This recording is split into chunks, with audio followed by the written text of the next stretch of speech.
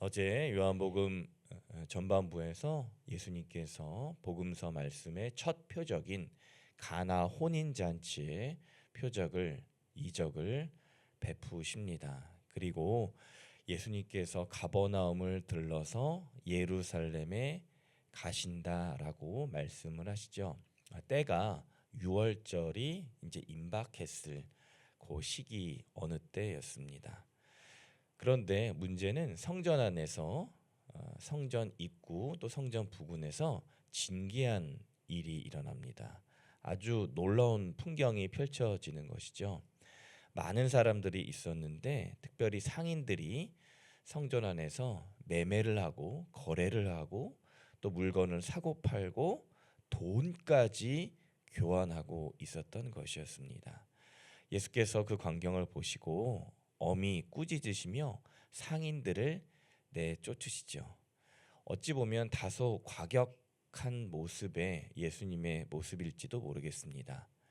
그리고 예수님께서 16절에 이렇게 말씀을 하시죠. 우리 16절 말씀 다 함께 읽어보겠습니다. 시작. 비둘기 파는 사람들에게 이르시되 이것을 여기서 가져가라. 내 아버지의 집으로 장사하는 집을 만들지 말라 하시니. 아멘. 상인들아, 너희들이 팔고 있는 이 물건들을 싹 다 빨리 끄집어내서 가져가라. 내 아버지의 집, 성전, 하나님의 집은 매매하는 곳이 아니다. 장사하는 곳이 아니다. 환전하는 곳이 아니다. 너희들 멀리서 왔겠지만 지금 이 성전 6월절 다 될 즈음에 사람들이 많이 붐비고 있어서 장사할 만하지만 여기는 그런 곳이 아니다라고 예수님께서 상인들을 내쫓으시죠. 그러자 곁에 있는 제자들이 예수님의 말씀을 듣고 생각을 합니다. 17절에 보니까 맞다. 시편 69편에 주의 전을 사모하는 열심이 오히려 이를 그르치겠구나 라고 제자들이 예수의 말씀을 듣고 탄식을 하고 있습니다. 딱 생각이 난 거예요. 그리고 이에 질세라 곁에 있던 유대인들이 상인들 옆에 있던 유대인들이 예수의 말씀에 반격을 시작합니다. 18절에 보니까 예수여 당신이 이렇게 성전의 난동을 피운 상인들을 내쫓는 것 도대체 무엇을 믿고 이러고 있습니까? 내쫓는다면 우리에게 앞서 표적을 행했던 것처럼 또다시 표적을 우리에게 보여달라. 그러면 상전을 내쫓는 게 우리도 납득하겠다, 받아들이겠다라고 생각을 하는 것이죠.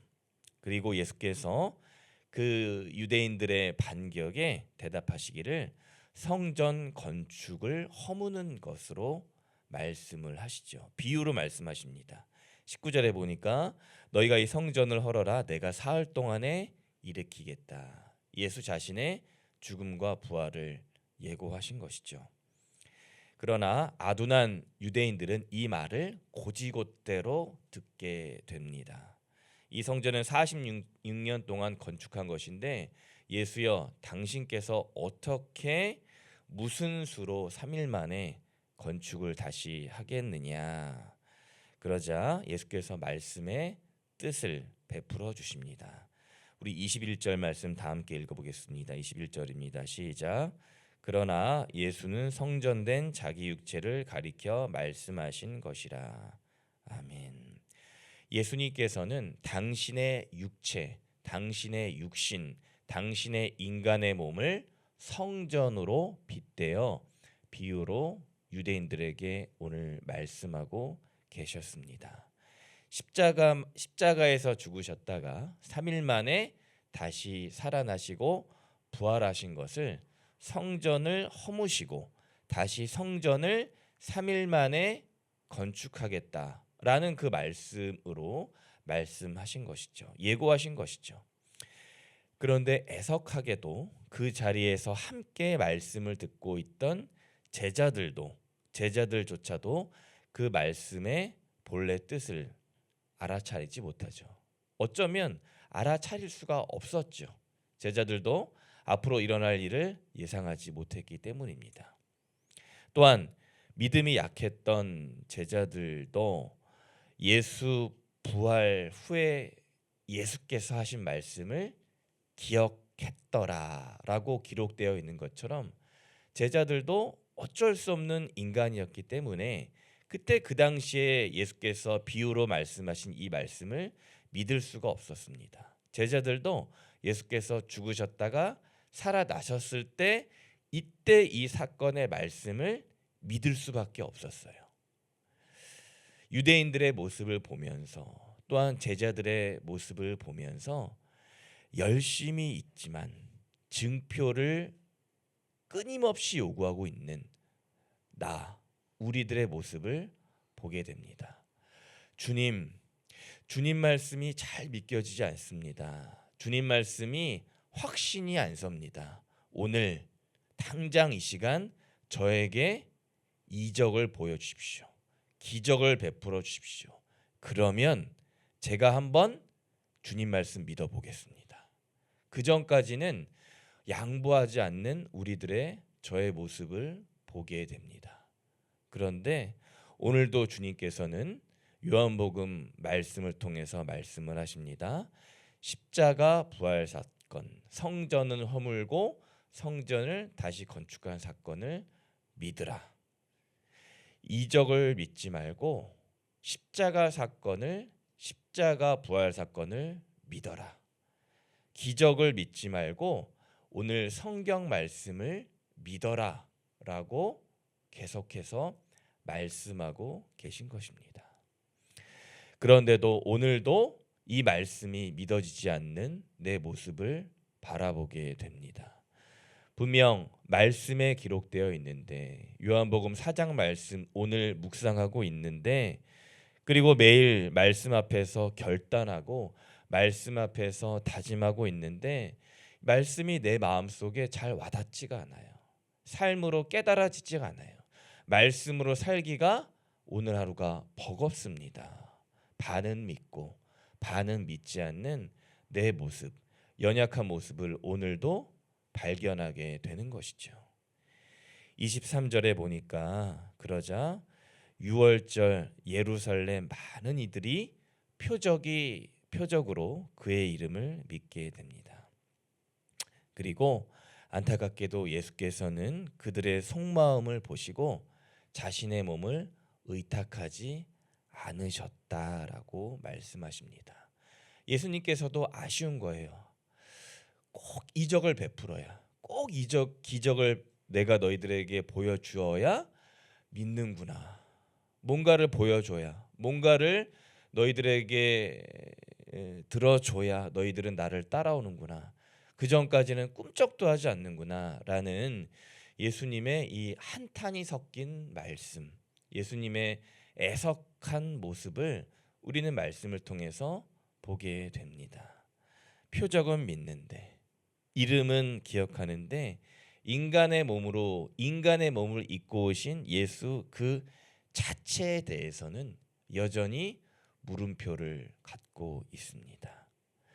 열심히 주를 사모하고 있는데 또는 지금 상인들처럼 열심히 주의 전에 앉아서 매매하고 거래하고 물건 팔고 뭔가를 계속 내 뜻대로 하고 있는데 예수께서는 그 모습을 보면서 안타까워하세요.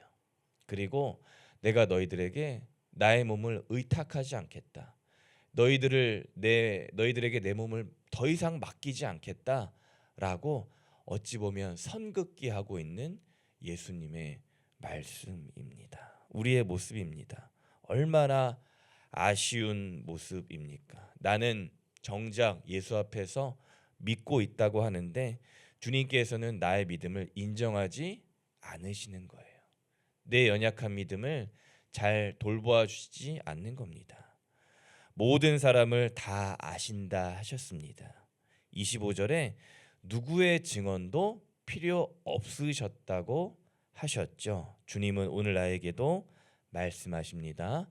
표적과 이적과 기사를 믿지 말고 눈앞에 있는 화려한 것들을 믿지 말고 예수라는 형식적인 이름만 믿지 말고 내가 그 자체, 예수라는 그 사람 본연의 그 마음과 예수 인격과 예수 말씀을 믿어라 라고 오늘 우리에게 명령하십니다.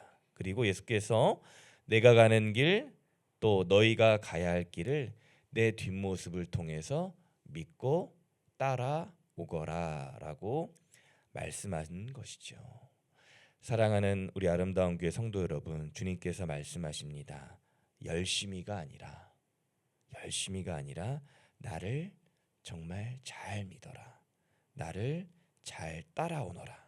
내가 오늘 너희에게 갈 수 있도록, 내가 너희에게 내 몸을 의탁할 수 있도록 나를 잘 믿어라 라고 예수께서 말씀하십니다. 오늘 하루 예수 이름, 예수 말씀, 예수가 가신 그 길을 잘 믿는 저와 여러분 되실 수 있기를 주님의 이름으로 간절히 소망합니다. 아멘. 기도하겠습니다. 사랑의 하나님 감사합니다. 오늘도 저희에게 말씀으로 깨우쳐 주시고 말씀을 통하여서 저희들의 삶과 저희들의 믿음의 방향이 어떻게 가야 할지를 알려주시니 감사합니다. 행여 오늘 저희들 안에 상인들과 같은 모습, 유대인들과 제자들과 같은 모습이 있지는 않은지 돌아보게 됩니다.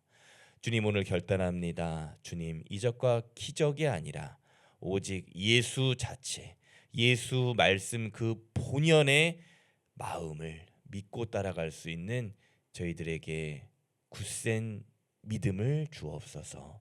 오늘도 저희들이 흔들립니다. 방황합니다. 주님 여러 가지 상황과 환경에 무너집니다. 또한 장애물에 저희들이 아파합니다. 주님 그럴지라도 온전히 예수님만 믿고 따라갈 수 있는 저희 사랑하는 모든 교우 성도님들 되게 하여 주옵소서. 예수님의 이름으로 기도드립니다. 아멘.